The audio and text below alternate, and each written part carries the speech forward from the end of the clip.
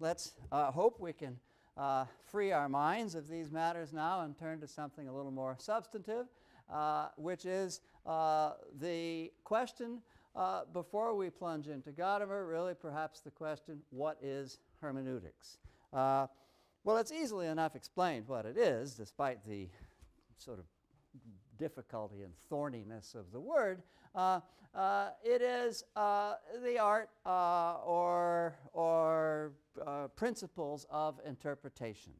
But hermeneutics has a history. That is to say, it's not something which has always been just there. It's not something that people have always thought about in a systematic way. Strictly speaking, what I've just said isn't true. Many of you probably know that Aristotle has a treatise called De Interpretatione. The Middle Ages are rife with treatises on interpretation. And I suppose what I'm really saying is that the word hermeneutics wasn't available, and the idea that there ought to be a sort of a systematic study of how we interpret things wasn't really current. But of course, by the same token, the notion of hermeneutics arises primarily in religion first. And specifically in the Christian tradition, but that isn't to say that there wasn't long before the moment at which hermeneutics became important in Christianity. That's not to say that there wasn't centuries worth of Talmudic scholarship, which is essentially also hermeneutic in nature, that is to say, concerned with the art and basis of interpretation. But what gave rise to, in the Western world, to what is called hermeneutics was, in fact, the Protestant Reformation. And there's a lot of significance of that in that, I think, and I'll try to explain why. You don't really puzzle your head about questions of interpretation, how we interpret, validity of interpretation, and so on, until A, meaning becomes terribly important to you, and B, the ascertainment of meaning becomes difficult. And you say to yourself, well, isn't it always the case that meaning is important and that meaning is hard to construe? Well, not necessarily. You know, if you are a person whose sacred scripture is adjudicated by the Pope and the occasional tribunal of church elders, you yourself don't really need to worry very much about what Scripture means. You're told what it means. It goes without saying, therefore, what it means. But in the wake of the Protestant Reformation, when the question of one's relationship with the Bible became personal, and everyone was understood, if only through the local minister, to be engaged with coming to an understanding of what is, after all, pretty difficult. Who on earth knows what the parables mean, and so on, and the whole of the Bible poses interpretive difficulties. Then, of course, you're going to have to start worrying about how to interpret it. And needless to say, since it's a sacred scripture, the meaning of it is important to you. You do want to know what it means. It can't mean just anything. It's crucial to you to know exactly what it means and why what it means is important. And so, as Protestantism took hold, by the same token, the arts and sciences of hermeneutics took hold, and people began to write treatises about interpretation. But it was always interpretation of the Bible. In other words, in this tradition, religion came first. After that, the next thing that happens is you begin to get the rise of constitutional democracies. And as you get that, you begin to become much more interested as a citizen or as a person who has suffrage, or as a person in one way or another has the rights of the state or nation. You begin to become concerned about the nature of the laws you live under. And that's why hermeneutics gradually moved, not deserting religion, but, so I should say, expanded to the study of the law. And the arts and sciences that had been developed in thinking about interpreting Scripture were then applied to the interpretation of something the meaning of which had become almost as important. That is to say, it mattered what the law was and how it was to be interpreted. And you know, of course, that this is absolutely crucial to the study of the law to this day. You know, what are the grounds for understanding the meaning of the Constitution, for example? There are widespread controversies about it, and many of the courses you would take in law school are meant to try to get to the bottom of these thorny questions. Well and good. Once again, you see that hermeneutics enters a field when the meaning of something becomes more important and when that meaning is recognized to be difficult to grasp. Now, as yet, you know, we haven't said anything about literature. And the fact is, there is no no hermeneutic art devoted to literature during the early modern period and for most of the 18th century. Think about, you know, the writers you've studied from the 18th century. It's very interesting that they all just sort of take meaning for granted. If you think about Pope, for example, or even Johnson, as they reflect on literature and why it's important and what the nature of literature is, they aren't concerned about interpretation. They're concerned about evaluation, establishing the principles of what's at stake in writing a poem or in writing some literature in some other form, and raise questions that are largely moral and aesthetic. They're not concerned about interpretation because to them, good writing is precisely writing that's clear, writing that doesn't need to be interpreted, but has as precisely as its virtue, its transparency of meaning. And in fact, during this whole period, playwrights were writing prologues to their plays, abusing each other for being obscure. That is to say, abusing each other for requiring interpretation. In other words, I don't understand what your metaphors are all about. You don't know what a metaphor is. All you do is make one verbal mistake after another. Nobody can understand you. This is the nature of the prose and verse prefaces to theatrical pieces in the 18th century. And from that you can see that interpretation is not only not studied, but is considered to be completely extraneous to what's valuable about literature. If you have to interpret it, it isn't any good.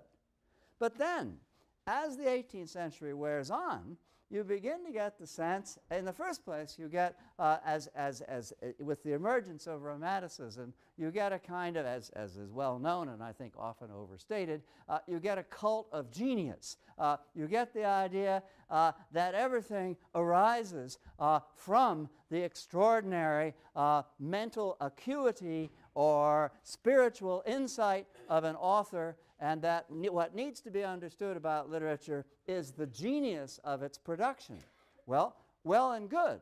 But at the same time, if that's the case, and if there's this extraordinary emphasis on the importance of the expression of genius, you can see what's beginning to happen.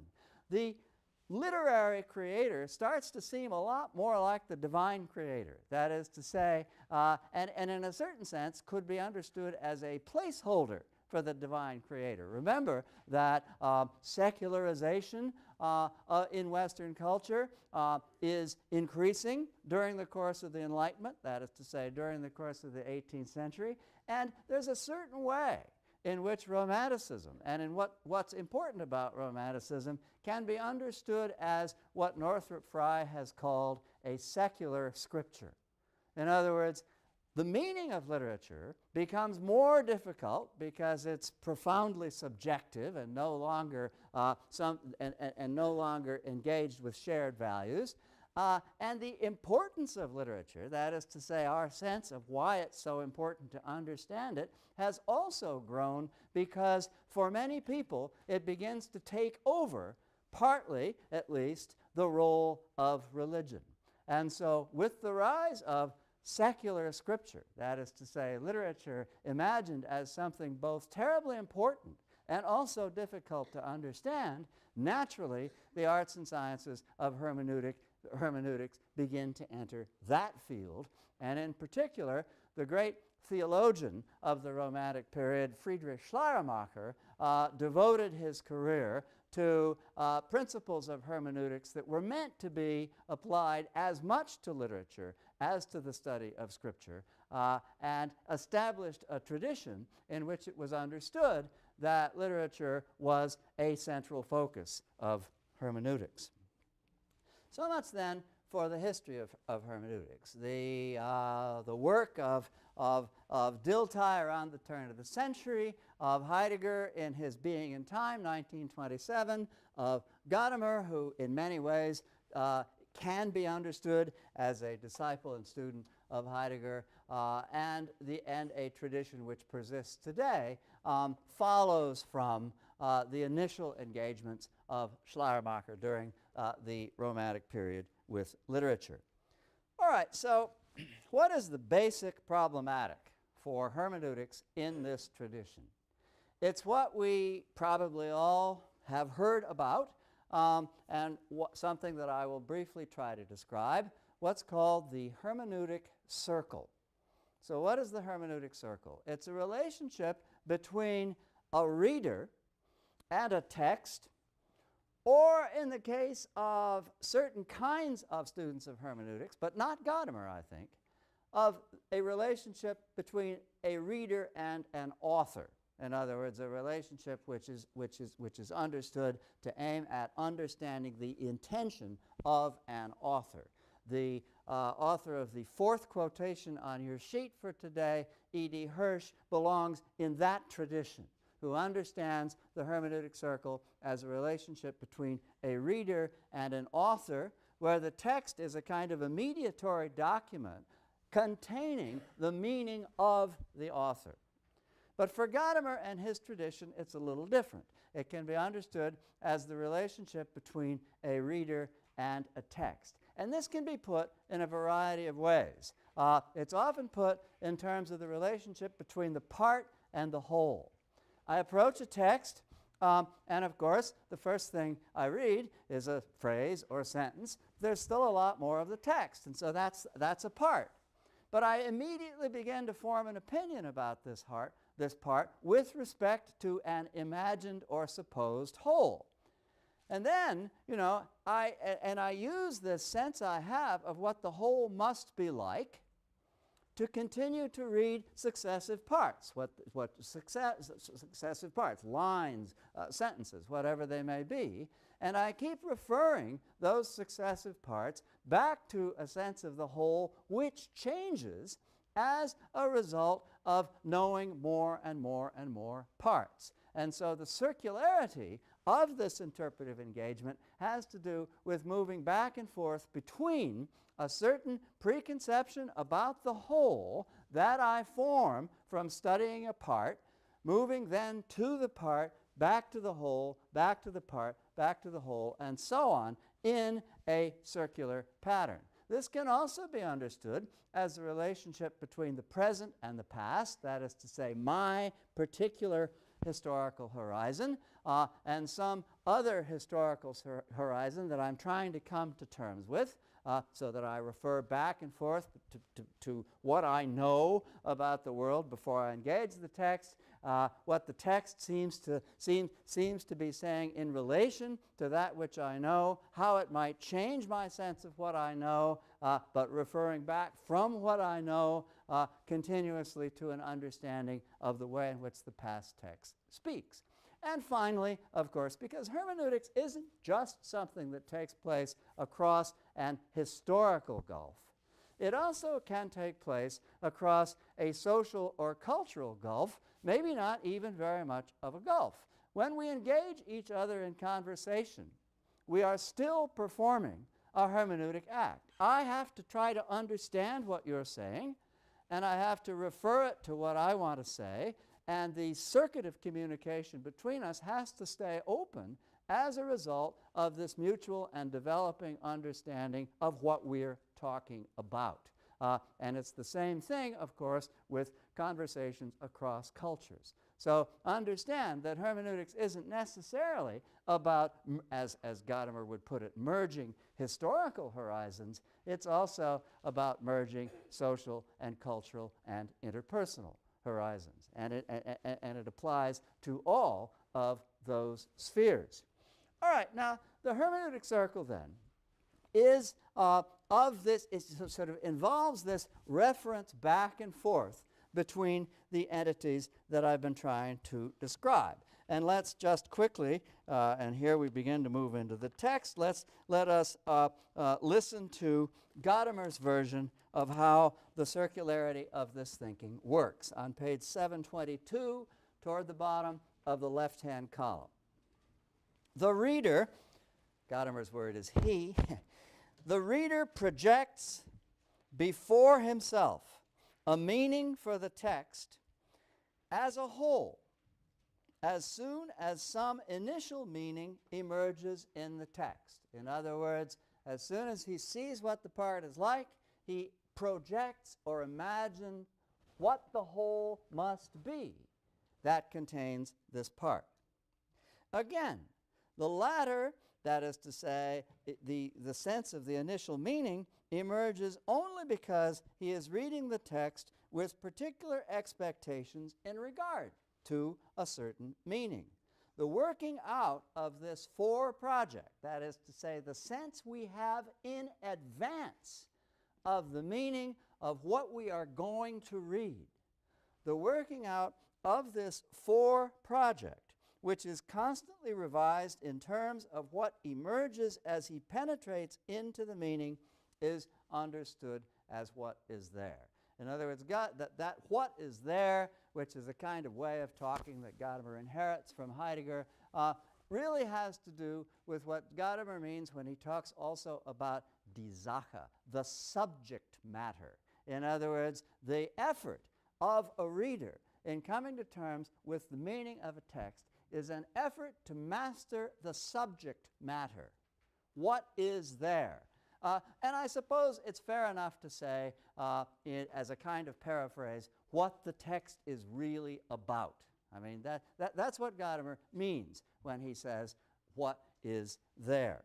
Anyway, you can see that in this passage on page 722, Gadamer is describing the circularity of our reading, and he's describing it in a way that may raise certain concerns for us. What do you mean a structure or a project or a having? Can't I view this thing, as we might say, objectively? In other words, aren't I going to be hopelessly prejudiced about what I read if I've got some sort of preliminary conception of what it's all about? Why don't I just set aside my preliminary conceptions so that I can understand precisely what is there? How am I ever going to understand what is there if I approach it with some sort of preliminary idea, which I never really get rid of? I mean, because each revision of what I think is there as a result of further reading is nevertheless becomes in itself yet another project or preliminary conception. In other words, this way of thinking seems to suggest, to tell you the truth, does suggest that you can't get away from preliminary conceptions about things. And this, of course, is disturbing. And it's especially disturbing when you then get Heidegger and Gadamer insisting that even though there are always these preliminary conceptions, which Gadamer sort of boldly calls prejudices, and we'll come back to that, even though there are always these preliminary conceptions, there nevertheless are, as Heidegger puts it, two ways into the circle, right? A circle, in other words, is not necessarily a vicious circle. See, that's what you're tempted to conclude if you say, I can never get away from preconceptions, right? I'm just going back and forth meaninglessly because I'm never going to get anyplace, right? But Gadamer and Heidegger say, no, that's not true. That's not true. A circle isn't at all necessarily vicious. The way into the circle can also be constructive. That is to say, you really can get someplace. And so you're entitled to say, well, okay, it can be constructive, but how can that be? Take a look at the second passage on your sheet from Heidegger. Not the whole passage, but just the first sentence of it, where Heidegger says, in an interpretation, the way in which the entity we are interpreting is to be conceived can be drawn from the entity itself, or the interpretation can force the entity into concepts to which it is opposed in its manner of being. Now, wait a minute, you say. If I'm just dealing in preconceptions here, how can I take anything from the entity itself, right? That's just what seems to be at risk if I can never get beyond my preconceptions. Well, let me give you an example. I was going to do this later in the lecture, but I feel like doing it now. In the 18th century, a poet named Mark Akenside wrote a long poem called The Pleasures of the Imagination. And in this poem, there's the line, "The great creator raised his plastic arm." Now, let's say that we are, of course, we're into polymers. We know what plastic is. We have no concern or hesitation in saying what plastic is. And so we say, oh, gee, well, I guess the great creator has a sort of a prosthetic limb, and he raised it. All right, so that's what the sentence must mean. But then, of course, if we know something about the horizon within which Akenside was writing his poem, we are aware that in the 18th century, the word plastic meant sinuous, powerful, flexible.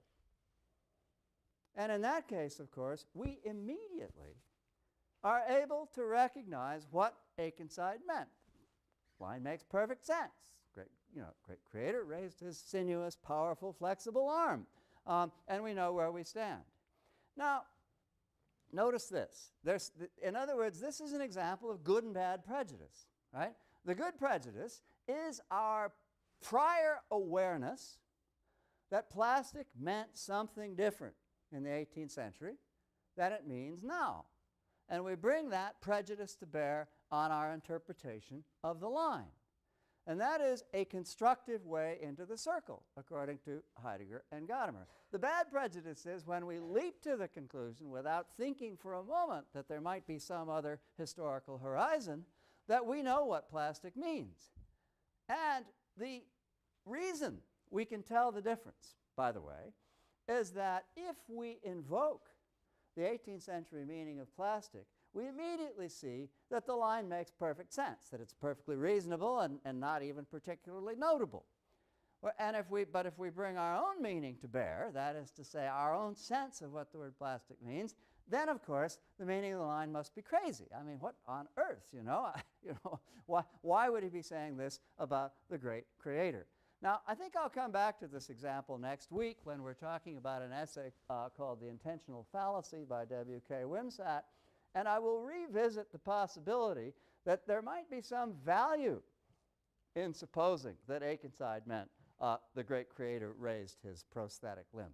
But I'll leave that until next week. I think for the moment it should be plain to you that this is a good example or a good way of understanding what the difference between a useful preconception and a useless preconception brought to bear on an interpretive act might consist in. All right, now, in giving the example now, I've gotten a little bit ahead of myself, but so let me reprise a bit.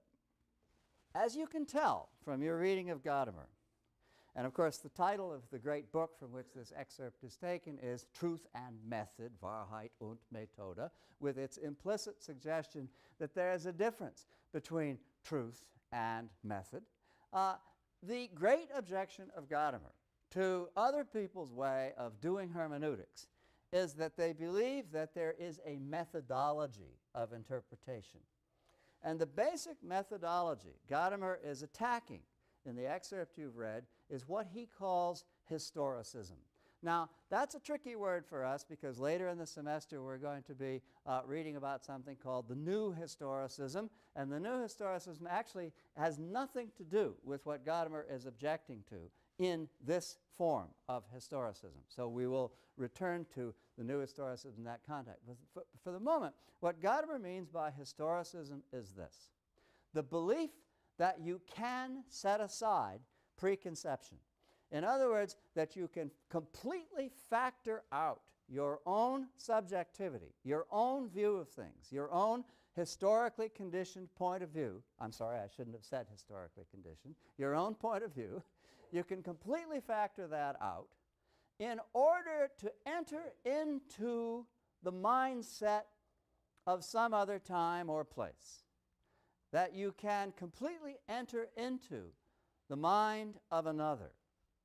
This then is the object of historicizing, and as we'll see at the end of the lecture, there's a certain nobility about it to be juxtaposed with the nobility of Gadamerian hermeneutics. But in the meantime, Gadamer is objecting to this because he says you simply can't do this.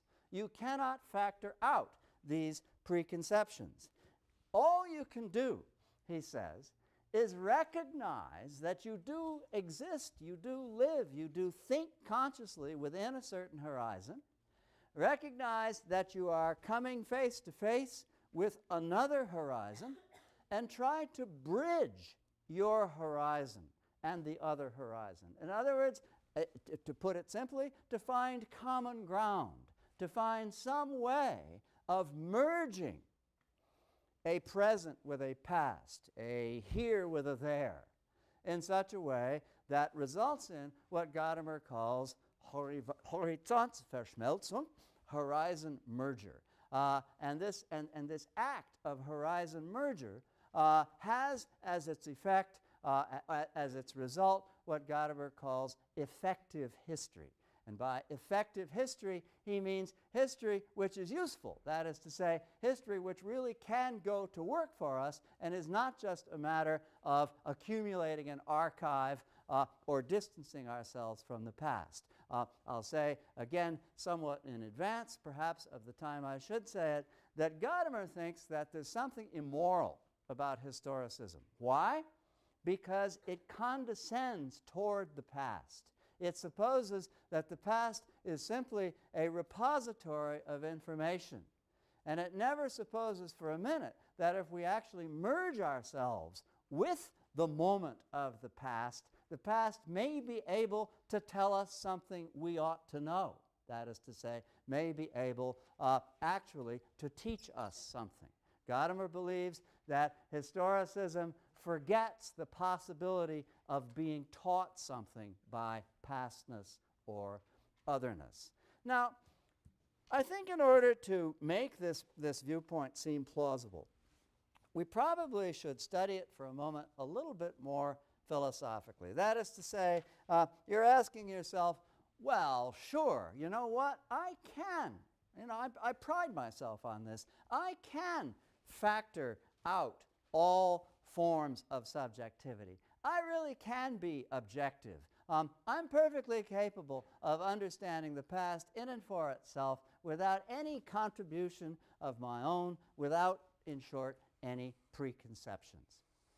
So let's look at a couple of passages from your sheet, from Heidegger's Being and Time, from his analytic of the Hermeneutic Circle, and see what Heidegger has to say about this claim.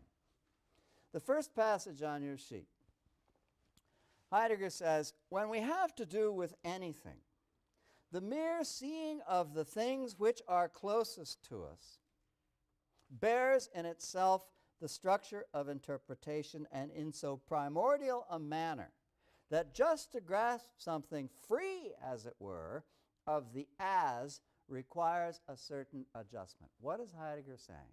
He's saying, I stand here and I'm just looking. I look back there and I'm just seeing that sign that says exit. I'm not interpreting it. I don't have any preconception about it. I'm just looking, right? Heidegger says this is a total illusion.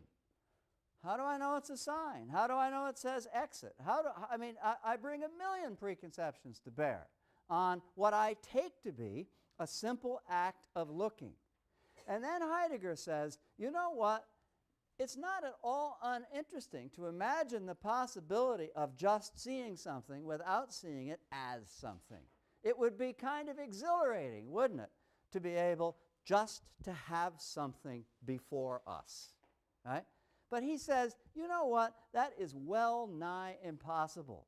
It is, in fact, a very, very difficult and derivative act of the mind to try to forget that I'm looking at a sign that says exit, and in fact, just to be looking at what is there without knowing. In other words, I don't not know first that that's a sign that says exit. The very first thing I know is that it's a sign that says exit. There's no prior act of consciousness. It's the very first thing that I know. It's an interesting thought experiment to try not to know that that's a sign that says exit. And as Heidegger points out in this passage, that's a thought experiment which, if it can be done at all, derives from that prior knowledge. I always know something first as something. If I can just have it there before me, that is a very difficult and derivative intellectual act. And it cannot be understood as primordial or primitive. You know, I am always already in possession of an interpretation of whatever object I look at, which isn't at all to say that my interpretation is correct. It's only to say that I can't escape the fact that the very first movement of mind, not the last movement, but the first movement of mind, is interpretive. Right? We always see something as something, and that is precisely the act of interpretation. We can never just have it there before us, or, as I say, if we can, it's a very, very difficult act. Continue the passage. This grasping, which is free of the as, is a privation of the kind of seeing, and you see how attracted Heidegger is to it, because he shifts his rhetoric, is a privation of the kind of seeing in which one merely understands. In other words, it would be an extraordinary thing not to understand, Heidegger is saying.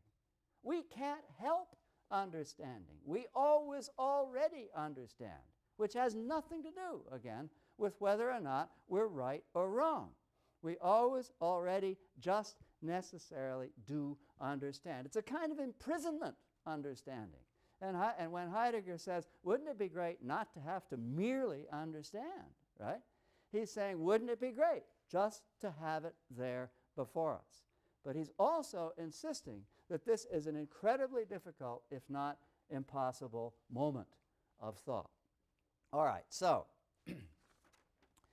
that's why, and this is perhaps the central passage, and I don't want to pause over it, but you can look at passage number 3 on your sheet, which says roughly again what Heidegger is saying in the first passage.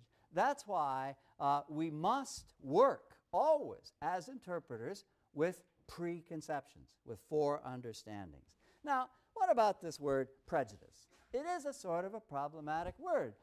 Gadamer is a bit apologetic about it, and he goes into the appropriate etymologies. You know, the French préjugé, the German Vorurteil, all mean prejudgment, a prior judgment, and they actually can be used in a court of law as a stage toward arriving at a verdict. They needn't be accompanied by popular prejudice against prejudice. As Gadamer says, this is the characteristic idea of the Enlightenment. It's prejudice against prejudice, that we can be objective, that we can free ourselves of prejudice. Okay, fine. But, you know, prejudice is bad.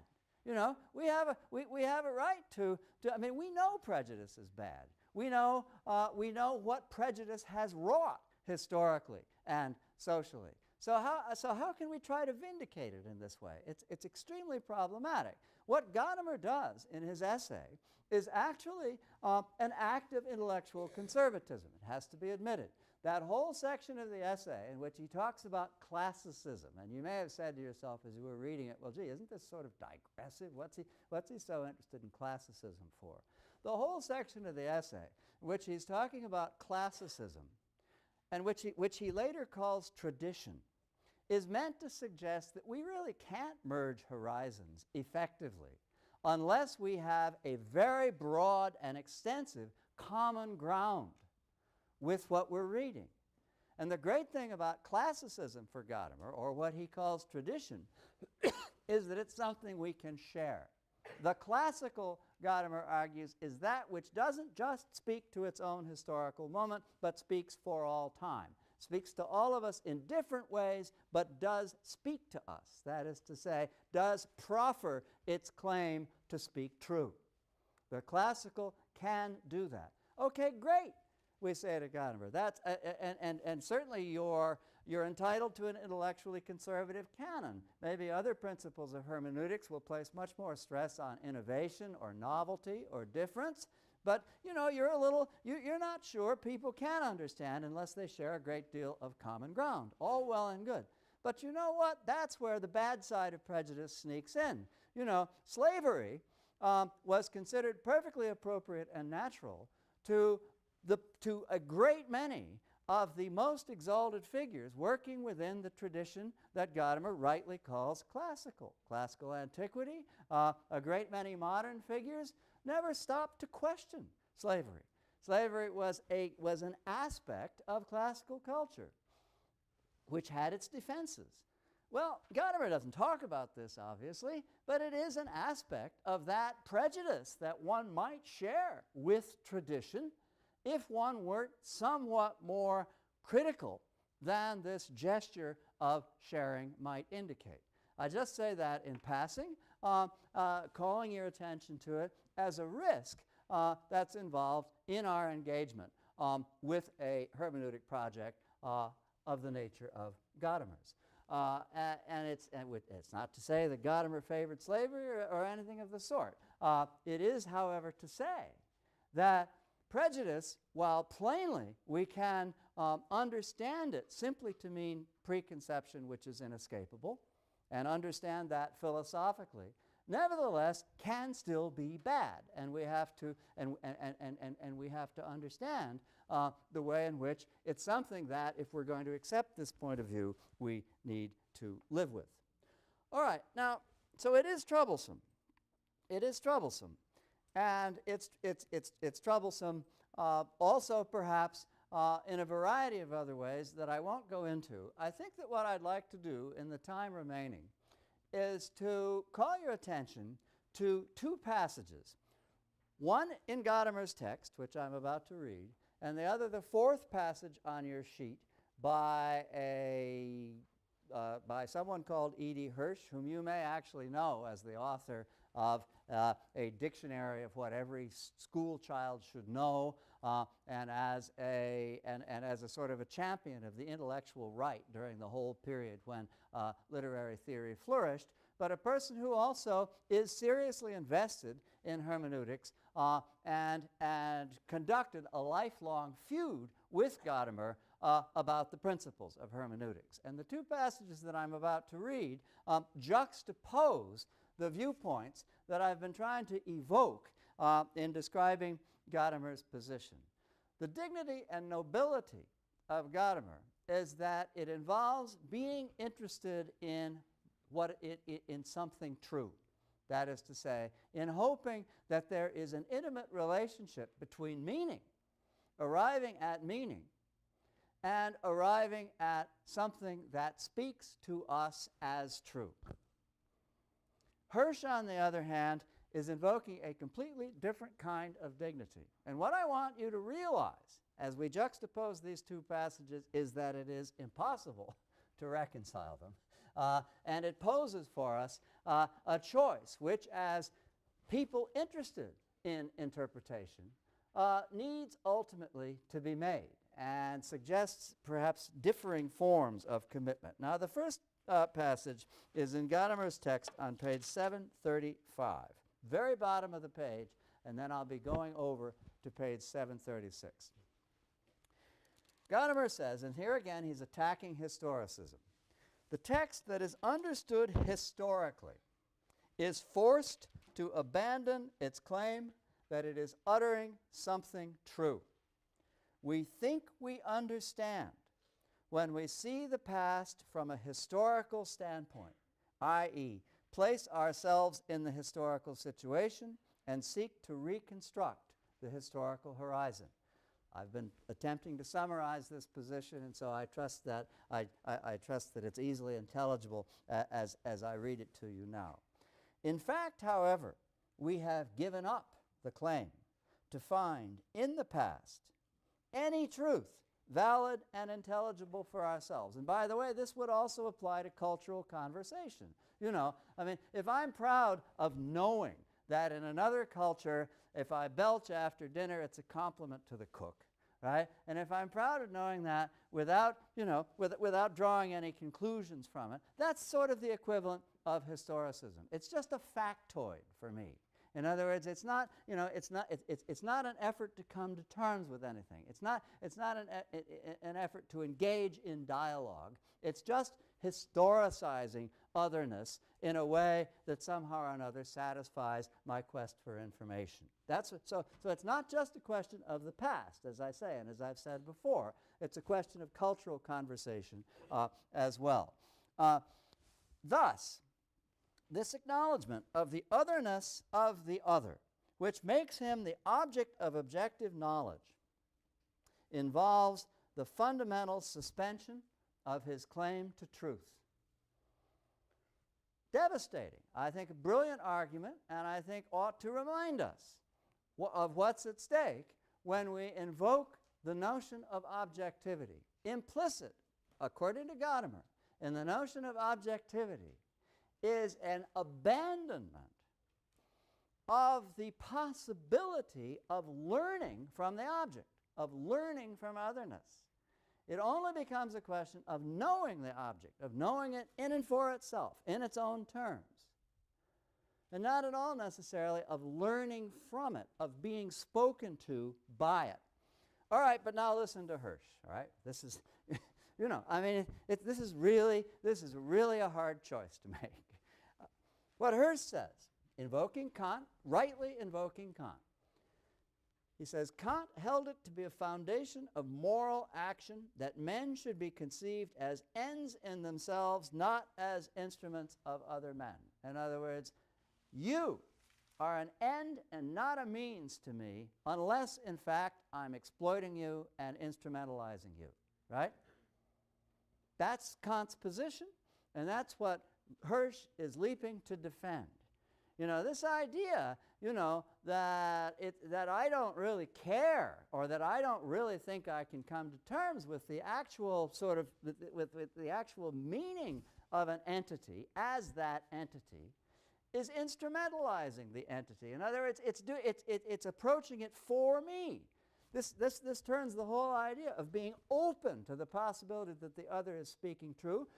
Excuse me, it turns that on its ear and says, oh, no, you're just appropriating the other for yourself, right? You're instrumentalizing the other. You're not taking it seriously as itself. That's Hirsch's response, and he continues. This imperative is transferable to the words of men because speech is an extension and expression of men in the social domain, and also because when we fail to conjoin a man's intention to his words, we lose the soul of speech, which is to convey meaning and to understand what is intended to be conveyed. Notice that although the nobility of this, alongside the nobility of Gadamer, is obvious and painful, and really does seem to bring us to a crossroads, you know, where we really want to be Yogi Berra, right, and go in both directions, you know. Even though this is the case, notice one thing. Hirsch is not saying anything about truth, right? He's talking about meaning. That's good, and he's making the notion of arriving at a correct meaning as honorific as he possibly can. But it is significant that he's not talking about truth. It's Gadamer who's talking about truth. For Hirsch, the important thing is the meaning. For Gadamer, the important thing is that the meaning be true, right? And that's where the distinction essentially lies. Gadamer is willing to sacrifice, because of his belief in the inescapability of preconception. He's willing to sacrifice historical or cultural exactitude of meaning. He's willing to acknowledge that there's always something of me in my interpretation. But it's a good something, because after all, I am mindful of the horizon of otherness. I'm not just saying plastic means polymer, right? But nevertheless, there's something of me in the interpretation. Hirsch is saying there's nothing of me in the interpretation. Therefore, I am able to arrive accurately and objectively at the meaning of the other. And I honor the other by arriving with such accuracy at the meaning. But notice that truth is bracketed out. I mean, it doesn't seem to be a question for Hirsch of whether the other speaks true. This is unfair to Hirsch, by the way, because it actually is. All you need to do is read him, and you will recognize that it does matter to Hirsch whether the other speaks true, but it's not implicit in the philosophical position he's taking up here. It's something that the philosophical position sacrifices. Okay, so that's the basic distinction, and as I say, as far as I can see, it's irreconcilable. So it leaves us with a choice that really does have to be made, and it's a choice which looms over a course in literary theory and coming to understand the tradition of literary theory. Some will take one side, others will take another, and we'll find ourselves siding or not siding with them, at least in part, for reasons that arise out of the distinction between these two positions that I've been making today. Okay, so we may or may not have the lecture on either, but on Tuesday we'll be getting into the varieties of formalism, and first we'll take up the American New Criticism.